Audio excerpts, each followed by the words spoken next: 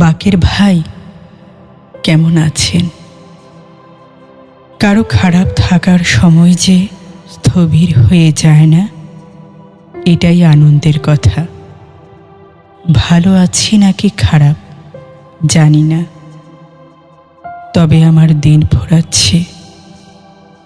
আপনাকে ওই যে বলেছিলাম, পৃথিবীতে কিছু মানুষের জন্মই বোধ হয় কষ্ট পাওয়ার জন্য। আমার জীবন থেকে বোধহয় শব্দ উঠে গেছে। আমি এখন ভীষণ কষ্টে থাকি বাকের ভাই।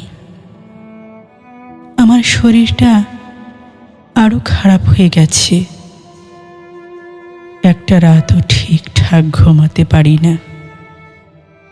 রাতে হঠাৎ ঘুম ভেঙে গেলে নিজেকে বড্ড একা লাগে, ভয় হয়।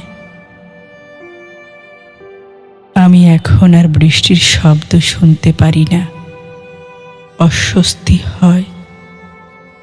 অথচ আপনাকে নিয়ে আমি শহর ছেড়ে দূরে চলে যেতে চেয়েছি।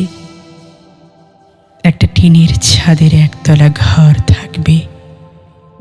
রাতের বেলা বৃষ্টির ঝোপ ঝোপ শব্দে ভিজতাম। এখনো বৃষ্টি হচ্ছে বাকের ভাই।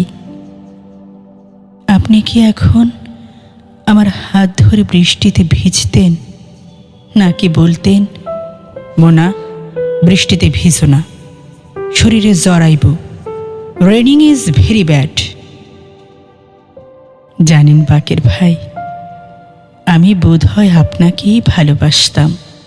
স্মৃতি হাতড়ালে কেবল আপনাকেই মনে পড়ে। মামুন সাহেবের কোনো স্মৃতি আমাকে আনন্দিত কিংবা দুঃখিত করে না। আপনি কি ওখান থেকে আমাকে দেখতে পান? আমার দুঃখ আপনাকে ছুঁয়ে যায়, নাকি জাগতিক সব দুঃখ যন্ত্রণার ঊর্ধ্বে চলে গেছেন? আপনাকে ভদ্রলোক হতে হবে না।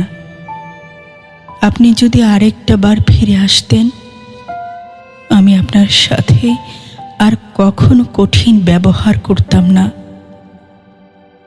আমার কষ্টে দুঃখ পাওয়ার মতো কেউ কোথাও নেই বাকের ভাই। আপনি ভালো থাকবেন।